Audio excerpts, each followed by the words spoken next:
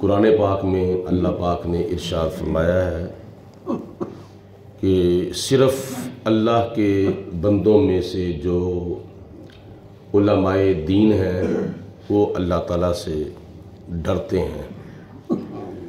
حدیث پاک میں آتا ہے، حضور علیہ السلام فرماتے ہیں خیرکم من تعلم القرآن وعلمہ، تم میں سے بہتر وہ ہے جو خود بھی قرآن پاک سیکھے اور دوسروں کو بھی سکھائے۔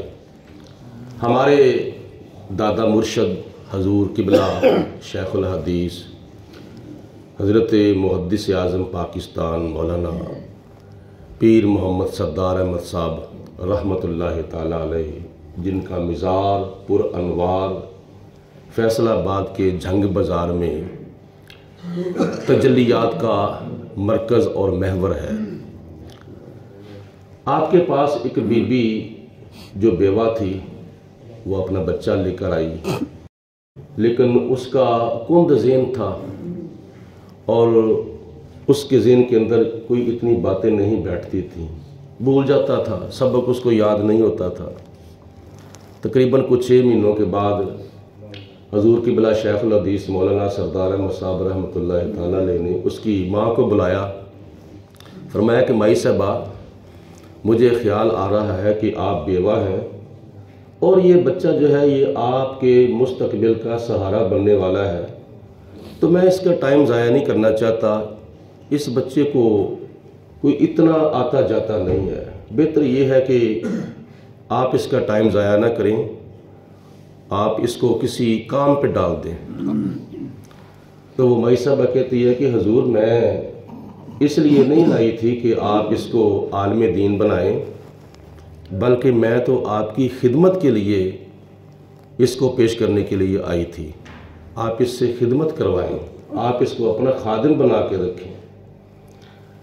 تو حضور قبلہ فرماتے ہیں کہ میرے پاس اور بچے ہیں جو کام بھی کرتے ہیں، نہیں اس کو بھی آپ کام کے اوپر رکھیں، اس سے بھی آپ اپنا کام کرا لیں۔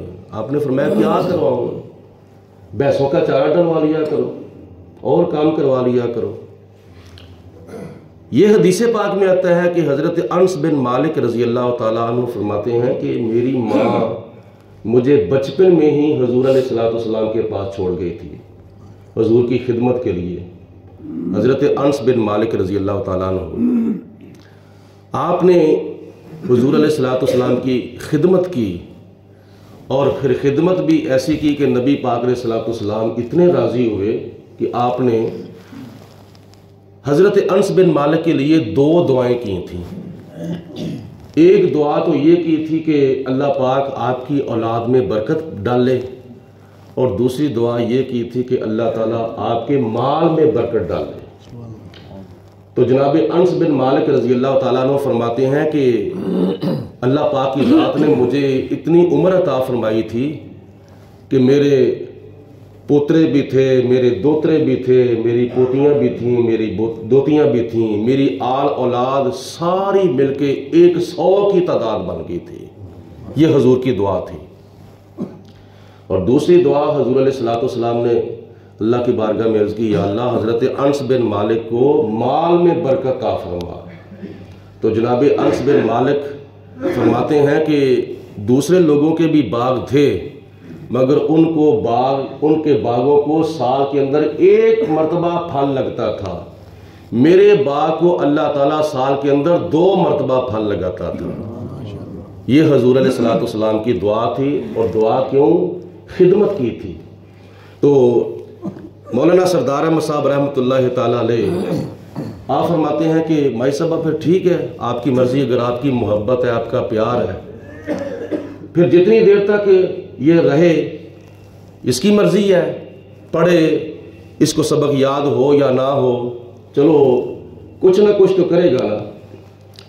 خدمت زیادہ کرتے تھے، لیکن علم دین سیکھنے کی طرف دھیان تھا، مگر سبق یاد اتنا نہیں ہوتا تھا، کند ذہن تھا۔ جب ایک مرتبہ دستار فضیلت کا جلسہ آیا، جو طلباء تھے وہ علماء بن گئے، جب ان کو سند فراغت بھی دینی تھی، ان کی دستار بندی بھی کرنی تھی، تو بہت بڑا جلسہ جنگ بازار کے اندر آپ نے منعقد کیا، بڑے بڑے علماء، بڑے بڑے صوفیاء، بڑے بڑے شیخ القرآن، شیخ الحدیث جیسے بزرگ آپ کے جلسہ دستار فضیلت پر تشریف لائے۔ تو جب دستار فضیلت کرنے کی باری آئی نا، تو وہ جو بھینسوں کو چارہ ڈالنے والا تھا اس نے تو کوئی اتنا اہتمام انتظام کیا ہی نہیں تھا، نہ کوئی نئے کپڑے پہنے تھے، نہ کوئی زیب و زینت پہنی تھی۔ دوسرے جو علماء جن کی دستار فضیلت ہونی تھی وہ زیب و زینت پہن کر اسٹیج کے قریب بیٹھ گئے۔ تو جب آخر پہ دستار فضیلت کرنے کی باری آئی تو وہ پیچھے بیٹھا ہوا تھا، بالکل پیچھے بیٹھا ہوا تھا، دیکھ رہا تھا سارا دستار فضیلت کا منظر۔ تو آپ نے ارشاد فرمایا کہ دوسرے علماء کی دستار بندی یہ میرے مہمان کریں گے، یہ علماء، مشائخ اور صوفیاء، ائمہ خطباء جو تشریف لائے ہیں میرے مہمان، یہ باقی علماء کی دستار بندی یہ میرے مہمان کریں گے، لیکن اپنے خادم جو میری بھینسوں کو چارہ ڈالتا تھا میں نے اس کی بھی دستار بندی کرنی ہے، کہیں اس کی دل زاری نہ ہو جائے۔ وہ پیچھے بیٹھا ہوا تھا، اس نے کوئی اتنا اہتمام انتظام نہیں کیا تھا۔ آپ نے فرمایا بھائی بات یہ ہے کہ بھینسوں کو چارہ ڈالنے والا جو پیچھے بیٹھا ہے وہ سب سے پہلے آگے آ جائے، باقی علماء کی دستار بندی بعد میں کی، اور اس کی سب سے پہلے مولانا سردار احمد صاحب رحمۃ اللہ تعالیٰ علیہ نے اپنے ہاتھوں سے بڑی محبت کے ساتھ اس کی دستار بندی کی۔ اتنا پھر فیض اللہ پاک کی ذات نے عطا فرمایا۔ دیکھو میں باتیں عرض کرتا ہوں کہ علم جو ہے وہ دو قسم کا ہوتا ہے، ایک ہوتا ہے علم وہبی، ایک ہوتا ہے علم کسبی۔ علم کسبی وہ ہے جو مدرسے میں داخل ہو کر استادوں کے سامنے زانوِ تلمذ طے کر کے شاگرد پڑھتا ہے، استاد پڑھاتے ہیں، اس کو کہتے ہیں علم کسبی، یعنی سیکھ کر علم حاصل کیا گیا، وہ علم کسبی ہے۔ اور جو بندہ لگن رکھے اور توجہ رکھے، دھیان رکھے، شوق ذوق کے ساتھ علماء کے پاس بیٹھے، اللہ تعالیٰ ان کو علم وہبی عطا فرماتا ہے۔ جیسے حضرت ابو ہریرہ رضی اللہ تعالیٰ عنہ کی مثال حدیث پاک میں آتی ہے کہ جناب ابو ہریرہ رضی اللہ تعالیٰ عنہ ہر وقت نبی پاک علیہ السلام کے پاس حاضر رہتے تھے اور حضور علیہ السلام کی باتیں سنتے تھے، یاد نہیں کچھ رہتا تھا تو نبی پاک علیہ السلام کی بارگاہ میں عرض کی۔ نبی پاک علیہ السلام نے، بخاری شریف کی حدیث پاک ہے، فرمایا کہ اپنی چادر بچھاؤ۔ چادر جب بچھائی تو فرمایا کہ ایسے 3 مرتبہ چلو آپ نے بھر کے ڈالے، چادر کے اندر 3 مرتبہ چلو بھر کے ڈالے غیبانہ طور پر۔ تو فرمایا کہ اٹھا لو، سینے سے لگا لو۔ حضور علیہ السلام نے جب فرمایا تو ابو ہریرہ نے چادر اٹھائی، سینے سے لگائی، چند دنوں کے بعد پوچھا، فرمایا کہ حالے کو مسئلہ یاد رہتا ہے؟ عرض کی حضور پہلے کبھی یاد نہیں رہتا تھا، اب کبھی بھولا ہی نہیں ہے۔ نتیجہ آج 1400 سال کے بعد بھی دیکھ سکتے ہیں، حدیث کی تمام کتابیں پڑھ لیں، سب سے زیادہ حضرت ابو ہریرہ رضی اللہ تعالیٰ عنہ کی مرویات حدیثوں کے اندر، حدیثوں کی کتابوں کے اندر موجود ہیں۔